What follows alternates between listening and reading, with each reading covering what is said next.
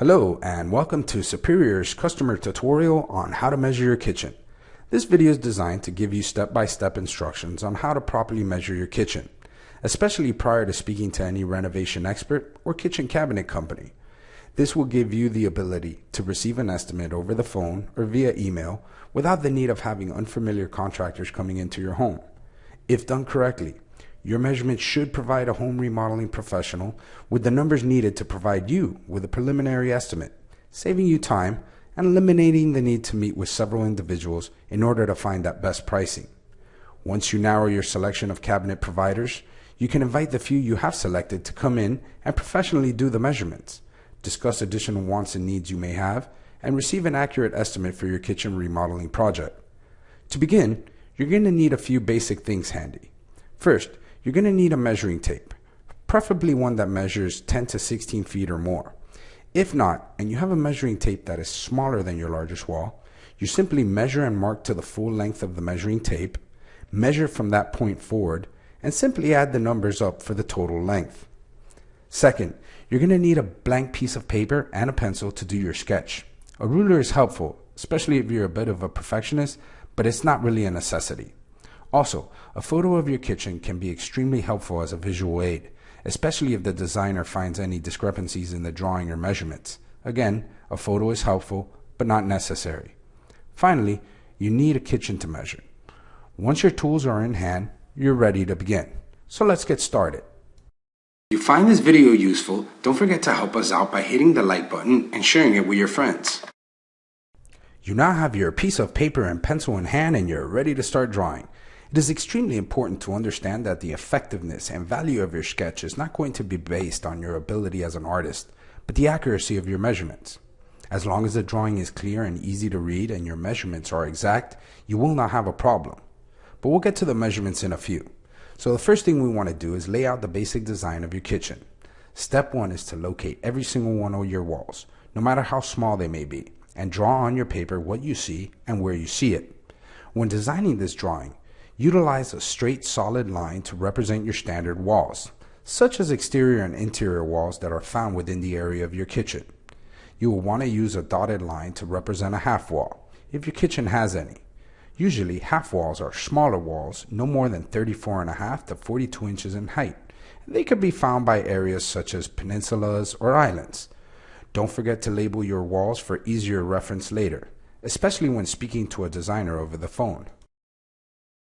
Next, you want to locate any notable features such as windows and doorways that are found on these walls. This will allow a designer to know exactly where no cabinetry will be used, so it is important to note the location through accurate measurements as well as their physical sizes. A window is represented by 4 small marks on the straight line that represents the wall it is located at. 2 marks are used to show where the window begins, and 2 more are placed on where it ends.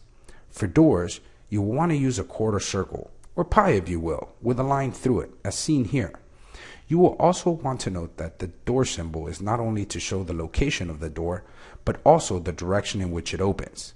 If there is a walk-through or doorway with no physical door, simply leave a blank space on your wall line showing that no door is present. Now we're moving on to the kitchen sink and appliances. Like your doors and windows, you're going to want to locate and label each one using the symbols you see here. Ahead in this tutorial, we're going to get into the measurements of kitchen items such as sinks, refrigerators, or dishwashers. But you may want to start asking yourself, am I planning to keep the same hardware and appliances?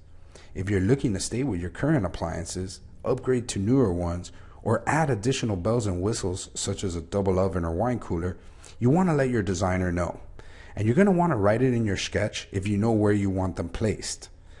When labeling appliances on your sketch, be sure to add notes, such as if your stove is maybe a cooktop, or if there's a hood, such as in this kitchen. Now we're ready to get into those numbers, but before we begin, here are a few things to keep in mind. First, remember that although easy to do, measurements are the one step in the process that requires patience and accuracy.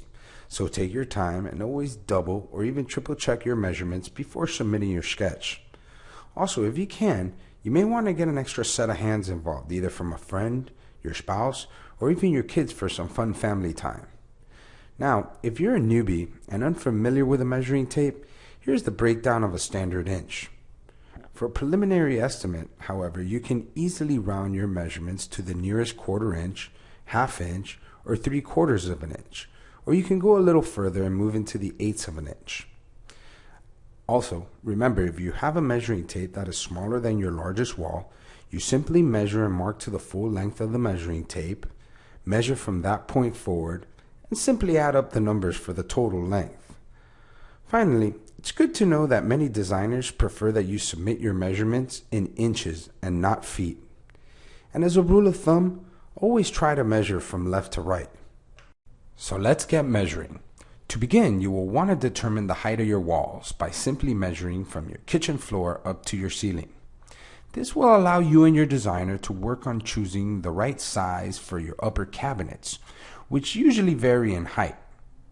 From there, we're going to measure all the full-size walls, and you can do this by measuring across your countertop or by the floor if no cabinets are found in a certain area. Please note that if you are measuring against a backsplash, you will want to remove 3/4 of an inch off each side to account for its thickness. After you're done with your full walls, you can proceed to any half walls you may have in your kitchen and measure those as well. Remember to always take your time and double check your measurements. Now we're moving forward to the doors and windows. First, you will want to determine the actual size of any windows or doorways found within the area of your kitchen. For windows, how you measure will depend on whether or not the window has a frame or casing. If no casing is found, you will want to measure from side to side the inside of the window frame as shown here. If the window does have a casing around it, simply include the framing by measuring from the outside edges to account for those few extra inches. You will treat doors and doorways the same way. Once you have jotted those measurements down, it's time to measure for the location of all doors and windows. To do this, grab your measuring tape and measure the distance from the end of the wall to the door or window. Remember to always double check your measurements. Also, if you feel a little more comfortable, you can always measure from the other side to the opposite wall of where you started. Finally, you'll want to jot down the sizes of your appliances, such as refrigerators, dishwashers, or stoves. And remember to add the measurements of any new appliances you may want to upgrade to or add to your new kitchen. Finally, don't forget your coffee cup stains.